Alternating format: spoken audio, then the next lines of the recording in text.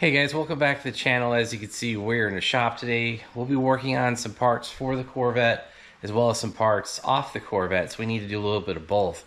And what we're focusing on today is trying to get our engine, the 427 that's being machined right now, we're trying to get that ready for the dyno because Ken will be actually dynoing the motor at his shop, so we've got to get some stuff over there. And that is going to include our 2650 blower as well as the lid, the coolant lines and all that for the front. I also need to get him the power steering pump. And if you guys remember from our previous videos, basically the way the LS9 setup works is the power steering pump and the pulley basically acts as a giant idler for the supercharger. So we need to get the water pump, we need to get the power steering pump, at least the pulley and bracket for that.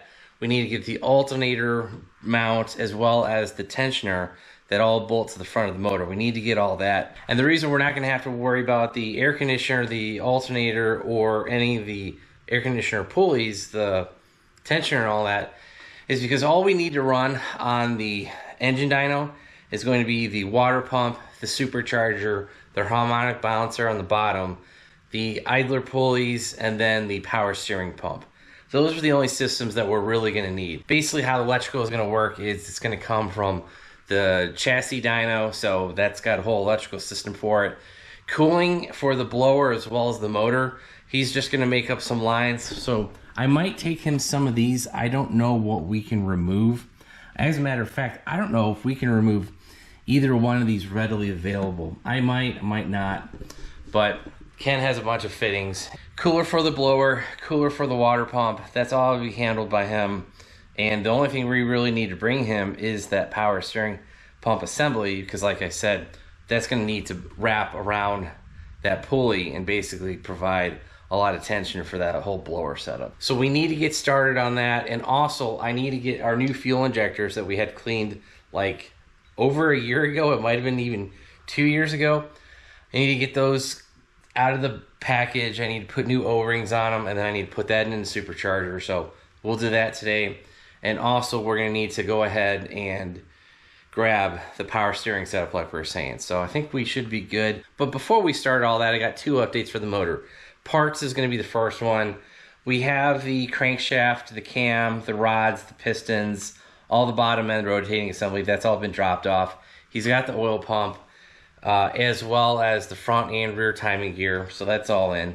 And the next part is we've actually finished machining the block. And what I mean by that is basically punching it out from a 5.3 to a 427.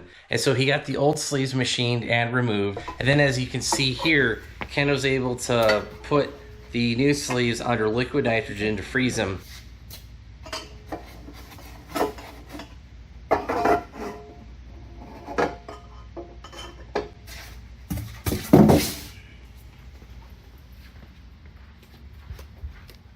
This was 3, yep. Got him slid into the block.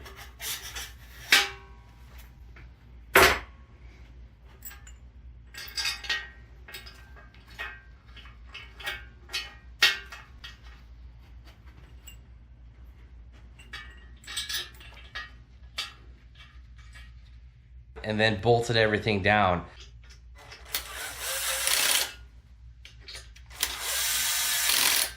And made sure everything was tight, so when those things basically de-thaw, that they freeze in place. And I think he even decked the top of the block after he did that. So the sleeves are in. I think he said they were just above 4 inches in diameter, and for that last little bit, he's going to machine those out and then do a final hone to fit the new pistons, rods, and all that stuff. So that's all still stuff he needs to do, but I think that's kind of where we're at. And the last thing we're waiting for is actually going to be the head gaskets. He went ahead and contacted Cometic because we kind of have a weird, we've got a 5.3 punched out to a 427 with LS9 heads on it.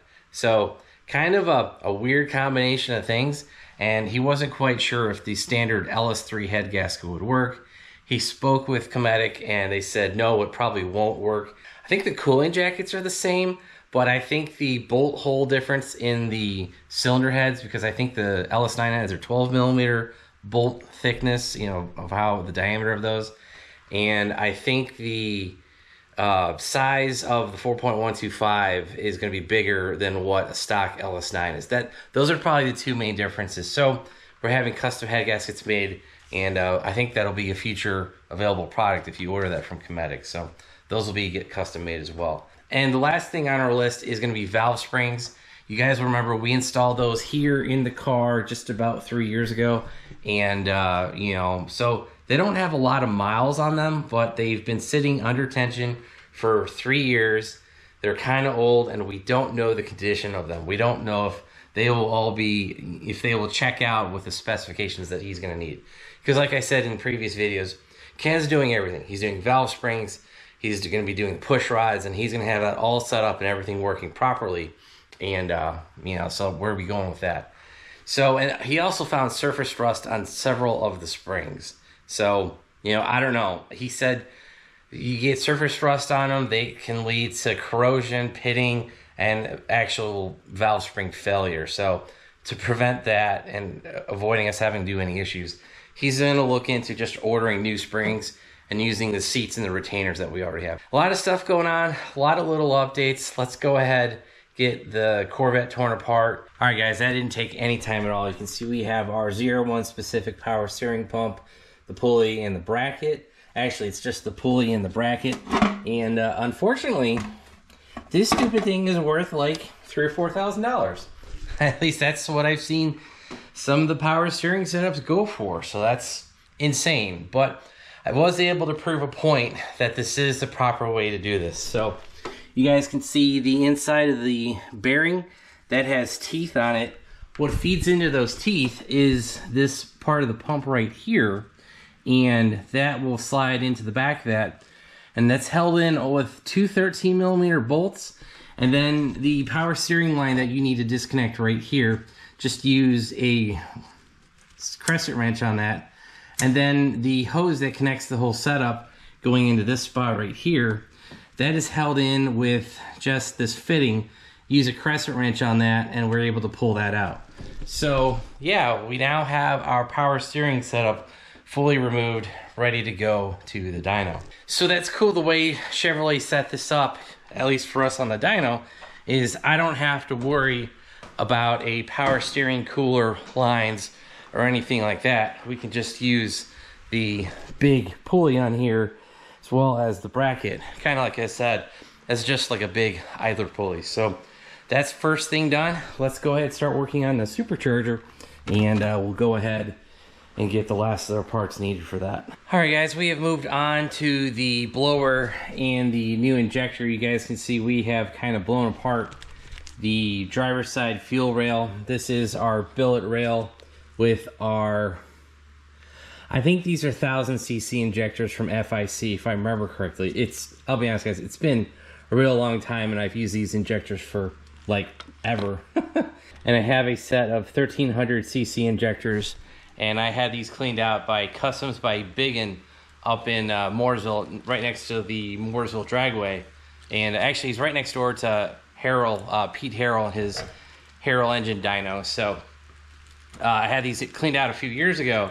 They've been sitting in a clean plastic bag, and finally time to install these stupid things. So, and before we install those new injectors, I'm going to be putting in this injector O-ring kit from Chevrolet. It's part number 217-1624, that's the AC Delco, or the Chevrolet part number 890-17587. And that pretty much should be all that we need to go ahead and install these new injectors. So, but this is very simple. Take old injector out, grab new injector, replace O-rings, slide said new injector into rail, reinstall rail, and you're done. It's not that complicated. The one thing I will be doing, I'll be putting a little bit of either engine oil or engine assembly lube. I'll probably just use engine assembly lube, and I put that on the O-rings. That way they're nice and lubricated, and they won't tear when you're trying to put them back inside the supercharger. So just FYI, make sure you lube up your O-rings. So take that as it is. So let's go ahead and get started on this. So we've gone ahead and replaced all of the O-rings on this driver's side. I will try to show you the little engraving. I don't know if that will zoom or not. Unfortunately, the GoPro sucks when it's trying to zoom, but that does say 1300. So yeah, these will be quite rowdy, and trying to get the tune around these, yeah, it's going to be stretching that Nexus R3 probably a little bit. I know it's way too much for the E40, but yeah, 1300. I know it's not the biggest. I know they make 1700s and probably 2100s, but 1300s is the biggest that I've ever ran. All right, I have lubed up both the top and the bottom O-rings. Obviously, the ones we slid into the fuel rail, those are already been lubricated, and basically all we're going to want to do is kind of push this into place, push it down, and also try to push it up at the same time. So you guys can see this hole right here at the top. We need to basically align that once we push down, and we want to make sure those injectors are properly lined up, and when we slide them in, we don't want anything binding. So now that that is snapped, and we basically just got to put the hardware back in. And so yeah, once you get the front bolt started, start with the back bolt, and that'll pretty much be it for the driver's side fuel rail. All right, we're going to do the same over here on the passenger side. See, I got the rail removed. We got the injectors pulled out. We got our new injectors that we need to put in. We're going to replace the O-rings like we said. So we got the passenger side fuel rail in. We got all the injectors in. And all I've really got to do is pretty much close this fuel system. I've got to reconnect a couple hoses over here and over there. And that should be about it for the fuel injectors, as well as those O-rings and the fuel system. So I have finalized what we'll be taking over to the engine shop, and that's going to be supercharger with the fuel system, the injectors, everything in there. And then down here we've got all the hardware. So we've got the power steering pump bracket and the pulley. We've got the alternator mount as well as the tensioner for the supercharger. We got the LS9 specific water pump. And then I think the last thing we're gonna need to find is all of the hardware for all of this stuff. Thankfully, I was very organized when I took the old 6-liter apart. I do have all the bolts. And so yeah, I think that is gonna be it for everything that we need to take to the engine dyno. I think everything else is pretty much done, or it's already at the machine shop. As far as the final machining and assembly of the motor, my engine is next. Ken had 2 engines to get done. I think one left Monday and one leaves tomorrow. Tomorrow happens to be Friday. So my engine is next, and that is going to be his sole focus for probably the next few weeks. And I don't know how long that final machine, the honing, all that stuff for the pistons, I don't know how long that's all going to take. I'm assuming it's going to take a while. So we probably got a few weeks there. And then I need to arrange my schedule. I need to arrange Ken's schedule. And then I need to arrange Sean's schedule. He's the tuner, tuned by Sean. Because I've already spoken to him about this, and he's cool with doing the engine dyno, and then we'll eventually do the chassis dyno. So, and once we finish the engine dyno, that's not it. We obviously have to bring the engine home. We have to install it in the car. We got to hook up all the lines, the cooling, the fuel. We have to hook up the Nexus R3 to the motor. And then we need to get everything communicating on the inside. So the BCM, the radio, all that stuff still needs to be finalized. Then we can finally go for a road test, and then we can finally go ahead and schedule a dyno. So we've got a crap ton of work coming up. So if you guys want to follow along with this adventure, hit that subscribe button, turn on your bell notifications. If you guys want to help support the channel, check out all the links down below. I will try to get you links to maybe the fuel injectors. I'm not sure if those will be on Amazon, but I will get you the O-ring part numbers. We probably find that on Amazon, the engine assembly lube, some of the tools we used. And also make sure you check our website, BonecrrusherSS.com, because that low mileage set of 95-pound injectors, that'll eventually be on the website and probably on eBay, and I'll throw it on Facebook as well. So yeah, those will be for sale shortly. So that's gonna be it. Thanks guys. Have a good one.